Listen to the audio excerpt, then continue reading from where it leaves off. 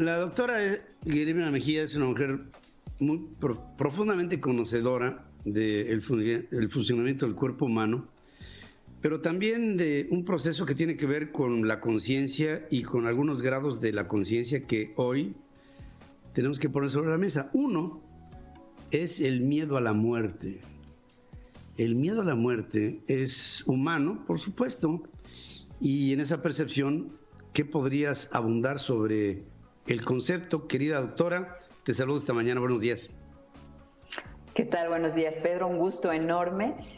Bueno, pues como lo hemos hecho ya costumbre cuando hay estos motivos de consulta, bueno, pues es lo actual, ¿no? Y ahora con esta pandemia, pues lo actual es todas estas crisis de ansiedad, esta sensación depresiva, este miedo al futuro a través de tener este miedo a la muerte. El miedo a la muerte y a la enfermedad, que como bien lo decías tú, es muy humano. Hay 2 o 3 miedos que son pues muy humanos, que es el miedo a volverse loco, el miedo a la muerte y el miedo a la enfermedad. Y obviamente nos ha tocado muy de cerca con esta pandemia y los motivos de consulta ahora en su gran mayoría tienen que ver con esta sensación de sentir a la muerte cerca. Y bueno, ya de alguna manera hay un poema muy lindo de Amado Nervo en el que dice: ¿para qué temerle a la muerte si cuando no estás vives y cuando estás pues ya estás muerto, ¿no? De alguna manera. Obviamente lo dice de manera más poética, pero esto es la practicidad de lo que significa. La muerte como tal y el miedo que es la parte que vamos como a tratar de visualizar, no es inherente de alguna manera, es cognitivo. Es decir, el miedo como emoción tiene la función de prevenirnos, tiene la función de ver qué hay enfrente para poder realmente tener la valentía de poder enfrentarlo. Este miedo, que es como muy humano, lo aprendemos, es decir, dentro del cerebro reptiliano están todos aquellos impulsos que es: tengo hambre, pues como, tengo sed, tomo agua, pero el miedo como tal es solamente a esta parte en la que cuando nos sentimos como que viene el tigre y nos va a comer, bueno, esto es una reacción de supervivencia. Sin embargo, el miedo aprendido tiene un circuito a nivel cerebral. Los especialistas en neurociencias nos hablan de que en el hipocampo y particularmente la amígdala cerebral son las estructuras donde se asientan ahí las emociones. Y cuando hay un mecanismo que despierta este mecanismo del miedo, es porque ya tenemos el antecedente, es porque se echa a andar como este mecanismo de acción. Frente a ti hay alguien que se murió de COVID y evidentemente el miedo se acciona como un mecanismo cerebral. ¿Cuál es la intención de hablar de esto? Bueno, que finalmente detrás de nuestros miedos hay creencias. Y si nosotros revisamos esas creencias, que a veces son creencias inconscientes, es revisar como este antecedente de las herencias emocionales: es que a mi bisabuela le pasó esto, quiere decir que entonces existe un miedo latente, pero eso lo tenemos en el contexto de una creencia, no de un miedo. ¿Cómo ayudar a la gente que hoy está escuchando el programa para poder persuadir de este miedo a la enfermedad y el miedo a la muerte? A través de algo que antecede al miedo, que se llama la precaución.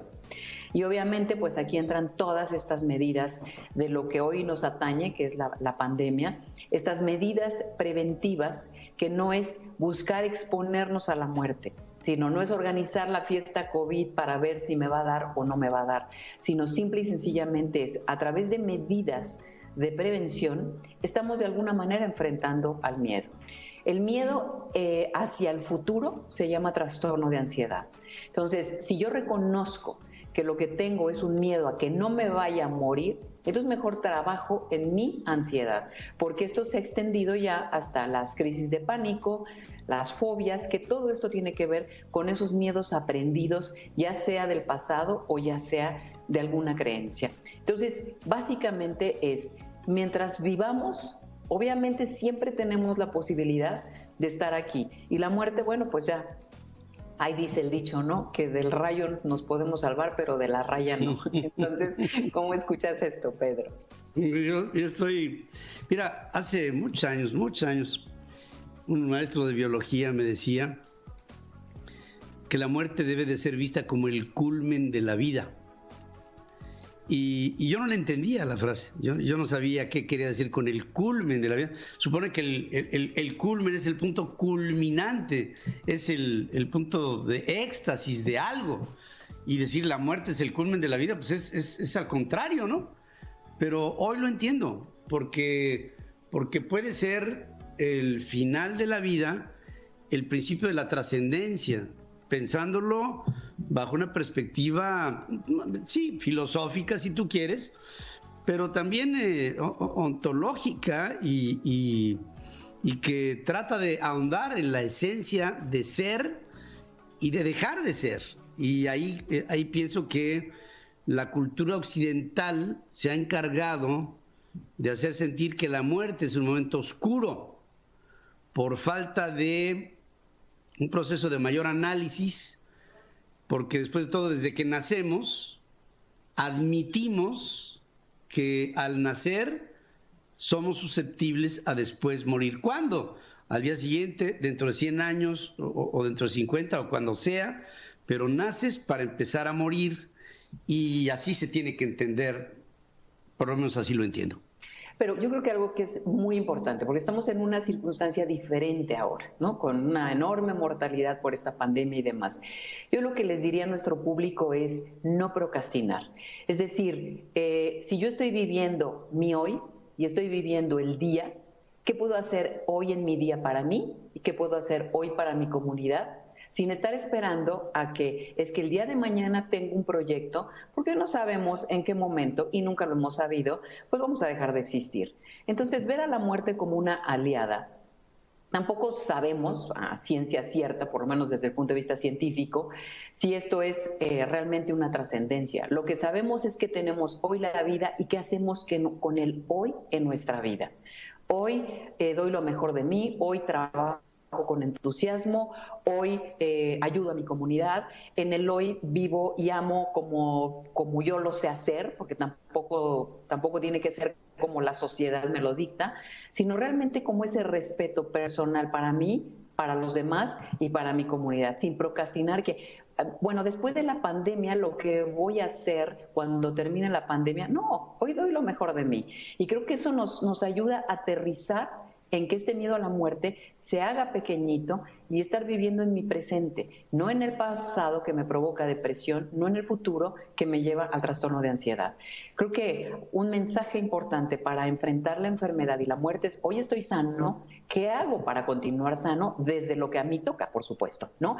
Pero claro, no estar pensando en, es que tengo sobrepeso, es que tengo diabetes, es que estoy en el grupo de riesgo, es que en cualquier momento me voy a enfermar. ¿Y qué tal que si me enfermo, entonces me voy a morir? ¿Y qué tal que ya tengo dificultad respiratoria? Porque entonces ahí ya tenemos todas estas padecimientos psicosomáticos que están siendo también parte frecuente de esta pandemia. Entonces yo les invitaría a vivir el hoy, a dar lo mejor de nosotros mismos en el hoy.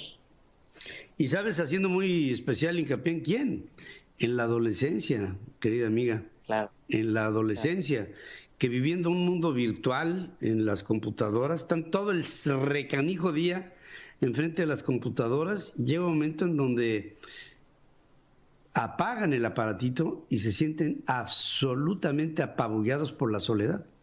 En este momento tan diferente, ¿no? Este es el grupo social que está empezando a sufrir ahora. Así que ¿sí? Que sepan que estamos para ayudar a los adolescentes. Hoy están padeciendo nuestros hijos y todos los jóvenes, por lo menos en el mundo. Así que hay que apoyarlos. Sí, ya lo creo que sí. Hay tanto que ver en el mundo real fuera de una ventana que a veces hay que hacer a un lado a las computadoras y a las pantallas para entrar en un mundo maravilloso, fascinante, que para ellos a lo mejor es un tanto desconocido. Gracias, corazón, querida Guillermina. En el corazón. Gracias. Es para que entren en el corazón, porque ese es el que han dejado afuera. Muchas gracias, sí, Pedro. claro, sí. Gracias como siempre. ¡Feliz año, querida amiga! Igual. Un abrazo. Felices Reyes, feliz 2021. Y feliz amistad la que tengo contigo. Gracias, querida Guillermina. Gracias. Gracias y buenos días.